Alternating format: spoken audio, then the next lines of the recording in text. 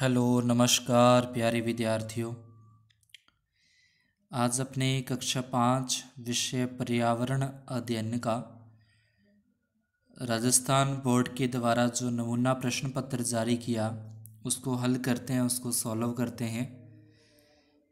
समय जो होगा पेपर का वो 2 घंटे और 30 मिनट और टोटल जो नंबर होंगे वो 80 नंबर का ये पेपर है।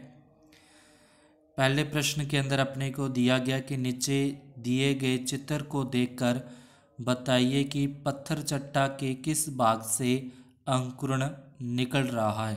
अंकुरण का मतलब यानी कि किस भाग से जो नया पौधे तैयार हो रहे हैं। तो इसमें अपने देख रहे हैं कि पत्ती से ही अंकुरण हो रहा है। तो पत्थर चट्टा का पत्ती से अंकुरण होता है, पत्ती से ही नए पौधे हैं वो बनते हैं। तो ए नंबर आ जाएगा इसके अंदर। पहला ऑप्शन है जो पत्ती, वो इसका उत्तर होगा। इसके बाद दूसरे प्रश्न के अंदर नीचे दिए गए चित्र को देखकर बताइए कि यह दृश्य, यानी कि ये जो चित्र अपने देख रहे हैं ये किस चीज़ का दृश्य है वो बताना है।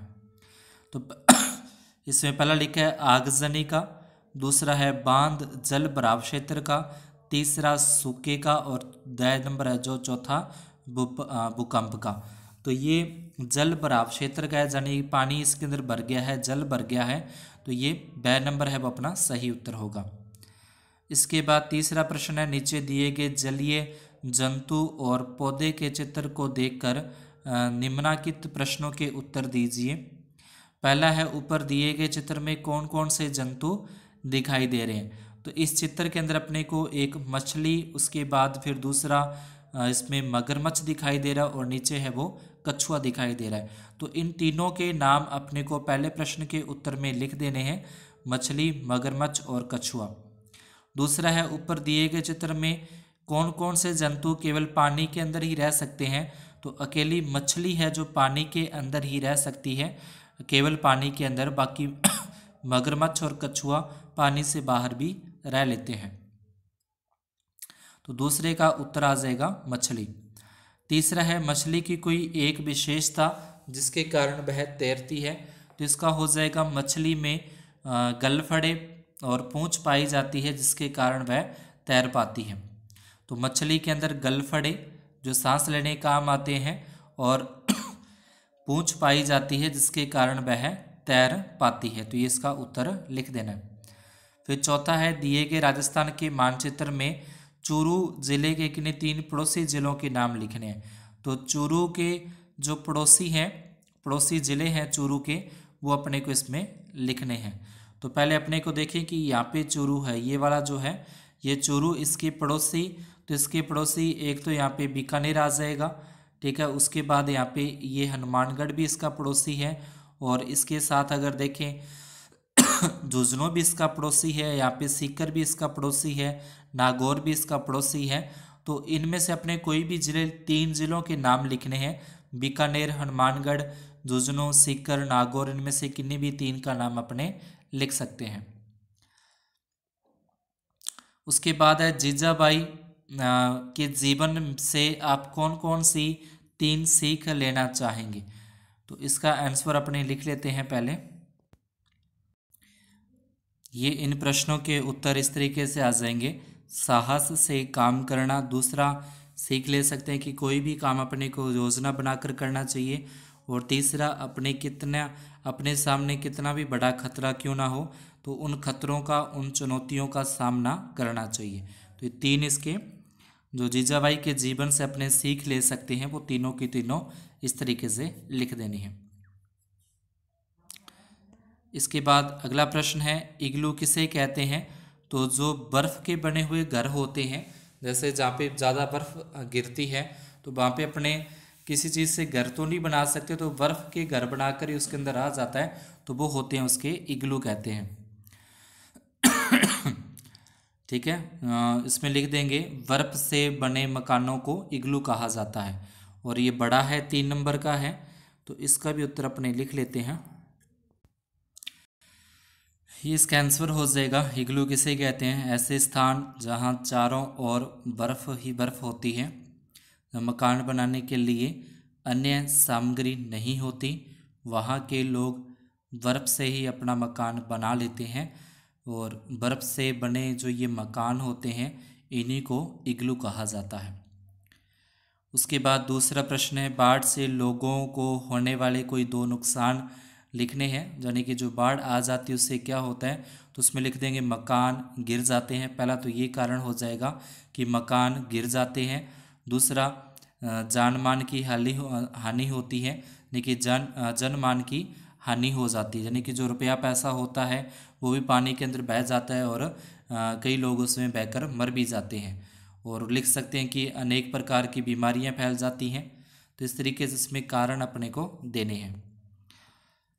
फिर सातवां प्रश्न है, संयुक्त परिवार विषय पर आयोजित भाषण प्रतियोगिता में प्रतिभागी के रूप में संयुक्त परिवार के पक्ष में 3 वाक्य अपने को लिखने हैं। यानी कि 3 बातें बतानी हैं संयुक्त परिवार के बारे में। तो संयुक्त परिवार जिसमें सभी मिलकर रहते हैं, दादा दादी होता है, मम्मी पापा चाचा चाची होते हैं और ये सारे मिलकर रहते हैं, उसको अपने संयुक्त परिवार कहते हैं।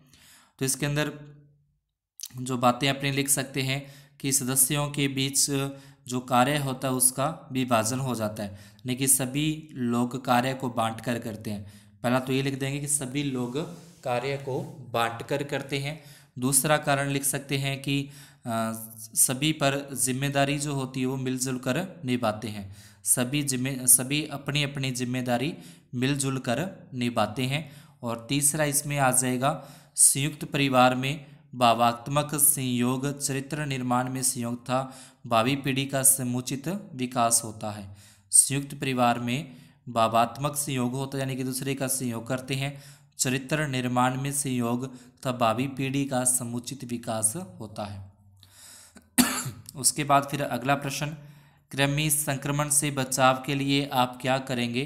तो कृमि संक्रमण से बचाव के लिए बिना हाथ धोए खाना खाएंगे, बिना धुले फल एवं सब्जियों खाना, स्वच्छ शौचालय का उपयोग, अशुद्ध पानी का उपयोग।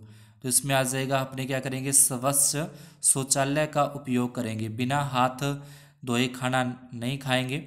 ठीक है, हाथ धोकर खाना खाते हैं, सब्जी फल सब्जियां उसको धोकर खाते हैं, शुद्ध पानी पीते हैं। तो ये तो उल्टे हो गए सारे। तो 6 नंबर आ जाएगा कि अपने स्वच्छ शौचालय का उपयोग करना।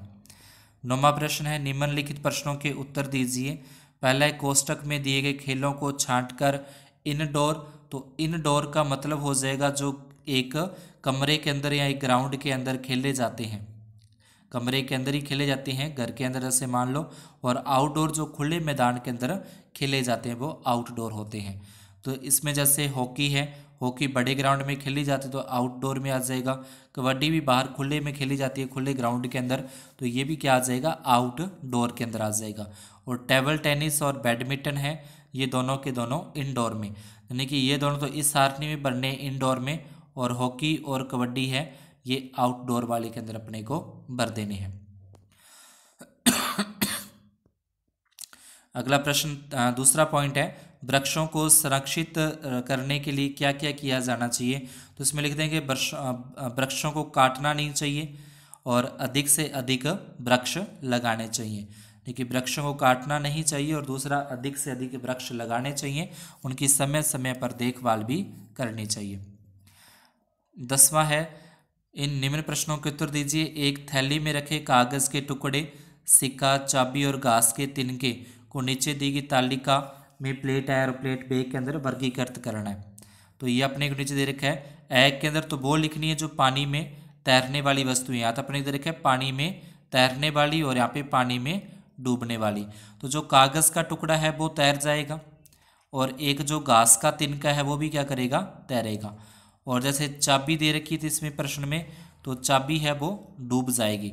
और भी इसमें अपने को दे रखे हैं यहाँ पे, जैसे सिक्का हो गया, तो ये जो दे रखे अपने को सिक्का और चाबी, ये तो क्या होंगे, पानी में तैरने वाले में भर देंगे दूसरी सारणी में, और कागज़ के टुकड़े और घास के तिनके को जो ए नंबर सारणी है उसके अंदर भर देना है। उसके बाद दूसरा है, नीचे दिए गई सारणी की मदद से लोगों को उसके लक्षण से मिलान करना है।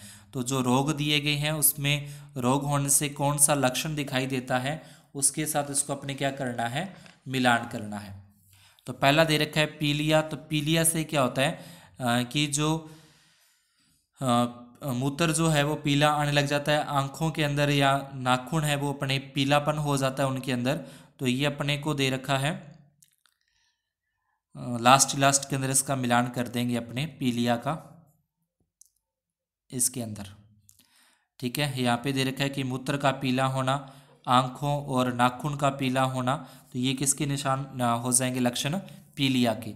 उसके बाद अतिसार है, तो अतिसार में क्या होता है कि दस्त ज़्यादा लग जाते हैं, पेट में मरोड़े आते हैं और मुंह अपना सूखने लग जाता है अतिसार के अंदर, जिसको अपने दस्त लगना भी बोल सकते हैं। तो इसके अंदर आ जाएगा ये दिन में 4 या 5 या ज़्यादा दस्त होना, तो ये इसी का आ जाएगा। ठीक है, होंठ सूखना, पेशाब कम आना। उसके बाद तीसरा कृमि रोग है, तो कृमि रोग के अंदर भूख कम लगती है। ठीक है, और चेहरे पर पीलापन रहता है, तो भूख कम लगना और चेहरे पर पीलापन रहना वो इस रोग के लक्षण हो जाएंगे। उसके बाद फिर जो अपना बचता है पोलियो तो पोलियो के अंदर बुखार रहता है, सिर दर्द, जुखाम, उल्टियाँ, हाथ पैर में अकड़न और पैरों में लकवा हो जाता है बाद में। जब यानी कि ज़्यादा पोलियो हो जाए तो पैरों के अंदर लकवा हो जाता है, चलने बाद में चला नहीं जाता उससे फिर। तो इस तरीके से रोग और उसके लक्षण के साथ इसका अपने को मिलान कर देना है। फिर 11वां है पशुपालन को व्यवसाय के रूप में अपनाने के लिए किन किन पशुओं को पाला जाता है। पहले तो ये बताना है कि व्यवसाय के रूप में यानी कि रुपए वगैरह कमाने के लिए किन किन पशुओं को पाला जाता है ताकि उससे अपने कुछ कमाई कर सके। तो जैसे गाय भैंस होगी, गाय भैंस का दूध अपने बेच सकते हैं। ऊँट हो गया, उसकी जो ऊन होती है बिक जाती है। बैल है तो बैल से अपने खेतीबाड़ी से जो है तो वो एक स्थान से दूसरे स्थान पर चारा वगैरह लाने के अंदर या कोई बोझा ढोने काम में आता है। बकरी हो गया, भेड़ आदि पशुओं को पालना चाहिए। लेकिन व्यवसाय करने के लिए क्या आ जाएगा, इन पशुओं के पहले नाम लिखने अपने को, गाय, भैंस, ऊंट, बैल, बकरी, भेड़ आदि।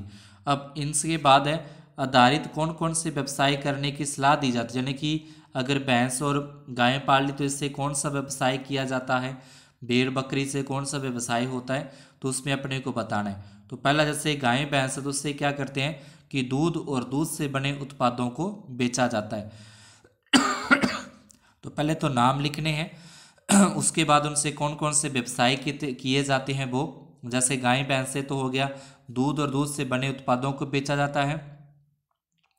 दूसरा बैल ऊंट आदि से कृषि कार्य व बोझा ढोने का कार्य किया जाता है। बैल और ऊंट है उससे क्या काम करते हैं, कृषि का जो काम होता है वो किया जाता है और बोझा ढोने के काम आते हैं। तीसरा है भेड़ के बालों को बेचकर आर्थिक लाभ लिया जाता है। अब भेड़ का जो बाल होते हैं वो ऊन होती है, उनसे सर्दियों के अंदर पहनने वाले स्वेटर वगैरह बनते हैं, तो उनसे बेचकर आर्थिक लाभ यानी कि रुपये कमाए जाते हैं। चौथा है फिर पाले गए जानवरों के गोबर से उपले बनाए जा सकते हैं, गोबर की खाद बनाकर उसे बेचा जाता है। तो इस तरीके से ये व्यवसाय है, तो काफ़ी बड़ा है ये उत्तर, इसको लिख पाना इतना आसान नहीं था इसलिए मैंने बोल के ही इसको बता दिया। इसके बाद रात के अंधेरे में बिना किसी वस्तु से टकराए आसानी से कौन उड़ सकता है, कबूतर उड़ सकता है रात में, तोता, गोरिया, चमगादड़। तो अपने को पता है कि जो चमगादड़ है वो रात के अंधेरे में उड़ सकता है। 13वां प्रश्न है पेट्रोलियम को रिफाइनरी में शुद्धिकरण करके कौन कौन से पदार्थ प्राप्त किए जाते हैं, किन्हीं 3 पदार्थों के नाम लिखने। तो इसमें आ जाएगा एक तो पेट्रोल आ जाएगा, डीजल आ जाएगा, मिट्टी का तेल आ जाएगा, मोम आ जाएगा, वैसलीन आ जाएगा। तो इस तरीके से ये जो पदार्थ है वो बनाए जा सकते हैं। अपने को 3 ही नाम लिखने हैं, जैसे पेट्रोल, डीजल, मिट्टी का तेल, वैसलीन और मोम, ये लिख सकते हैं। 14वां प्रश्न है हम भूख लगने पर भोजन करते हैं, भोजन पचने की प्रक्रिया का वर्णन करना है कि भोजन किस तरीके से पचता है वो अपने को बताना है। तो ये काफ़ी बड़ा है, 6 नंबर का, तो सीधा अपने जो बुक होगी उसके अंदर से ही देख लेना। दूसरा है अचार जल्दी खराब क्यों नहीं होता, तो इसका लिखना है कि अचार जल्दी क्यों नहीं खराब होता। तो इसको हो जाएगा कि अचार में तेल, नमक व सिरका डाला जाता है जिसके कारण अचार लंबे समय तक खराब नहीं होता। तो इसका उत्तर लिख देना है अचार में तेल, नमक व सिरका डाला जाता है जिसके कारण अचार लंबे समय तक खराब नहीं होता। फिर 15वां है वर्षा जल को संग्रहित करके बताइए उसका उपयोग किस किस रूप में कर सकते हैं। वर्षा जल को संग्रहित करने की प्रक्रिया का सचित्र वर्णन करना है। तो ये भी 6 नंबर का है, काफ़ी बड़ा है, तो ये अपने सीधे बुक में से देख लेना जो कुछ इसका आंसर है। उसके बाद अगला 16वां प्रश्न है। इसमें प्रश्न बनाने हैं, अपने को उत्तर दे रखा है तो उसके अपने प्रश्न बनाने हैं। भोजन को व्यर्थ व बर्बाद नहीं करने के लिए आप क्या करेंगे? तो इसका उत्तर हो जाएगा आप क्या करेंगे। दूसरा है फिर अगले 17वां, शहर में बहुमंजिला मकान क्यों बनाए जाते हैं? प्रश्न करने क्यों बनाए जाते हैं। और 18वां है, खेती के तरीकों में पुराने समय से अब तक आप परिवर्तनों को जानने के लिए क्या क्या प्रश्न कर सकते हैं? कोई 3 प्रश्न लिखने हैं। क्या क्या अपने कर सकते हो उसमें 3 प्रश्न। तो इसके अंदर आ जाए कि पहले खेत की जुताई किससे करते थे और अब किससे करते हैं? देखिए पहले पुराने टाइम के अंदर खेत की जुताई जैसे बैल होते थे, ऊंट होते थे, उससे की जाती थी। और आज के टाइम में जो खेत की जुताई है वो ट्रैक्टर से, मशीनर से की जाती है। तो पहला तो ये हो जाए कि पहले खेत की जुताई किससे करते थे और अब किससे करते हैं, पहला प्रश्न हो गया। दूसरा प्रश्न पूछें, फसलों में पहले कौन सा खाद देते थे और अब कौन सा खाद देते हैं? पहले जैविक खाद यानी गोबर की खाद डाली जाती थी और आजकल वो यूरिया डीएपी इसमें डाल रहे हैं। तो फसलों में पहले कौन सा खाद देते थे और अब कौन सा खाद देते हैं। तीसरा लिख सकते हैं कि सिंचाई के लिए पहले कौन से साधन प्रयोग किए जाते थे और अब कौन से साधन प्रयोग किए जाते हैं। तो इसको आप ऊपर नीचे करके भी लिख सकते हैं। ठीक है, तीनों का तीनों जो इसके प्रश्न है वो इससे बनते हैं। अगला 19वां प्रश्न है, निम्न में से कौन सी लाइट चौराहे पर देखकर आप रुकेंगे? तो जो लाल लाइट है, लाल रंग की लाइट, उसको देखकर रुक जाएंगे। पानी के प्राकृतिक बहाव क्षेत्र में अवरोध आने पर जो बाढ़ है वो आ जाती है, यानी कि पानी बह रहा है, उसके बहाव क्षेत्र में कोई रुकावट आ गई, पानी के बहाव में कोई रुकावट आ गई तो उससे बाढ़ आ जाती है।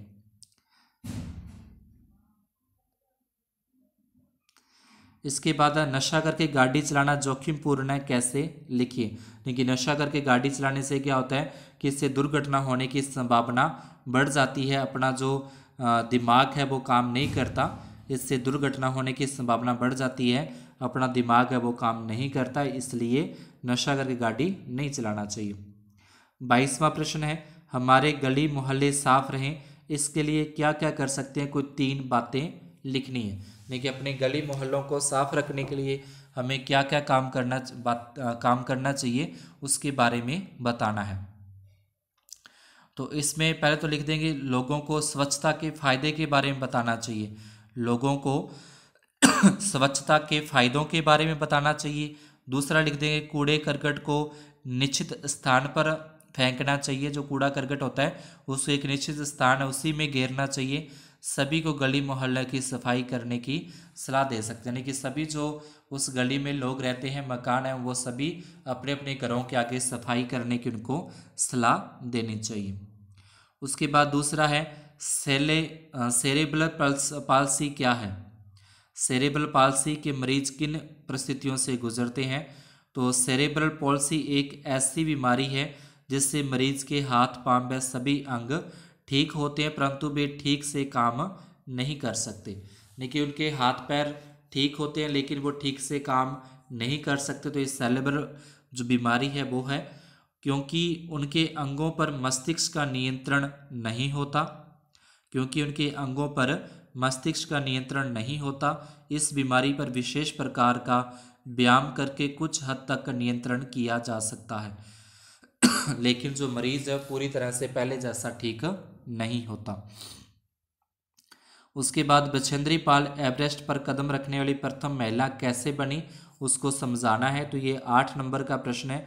काफ़ी जो निबंधात्मक टाइप के जो प्रश्न है वो इसके अंदर लिख देने हैं अपने को। उसके बाद दूसरा है चंद्रमा का आकार किस स्थिति तक बढ़ता है और किस स्थिति को चंद्रमा बिल्कुल दिखाई नहीं देता। तो उसके बारे में भी अपने को इसमें बताना है कि चंद्रमा का आकार शुक्ल पक्ष की प्रतिपदा तिथि से पूर्णिमा तक बढ़ता है।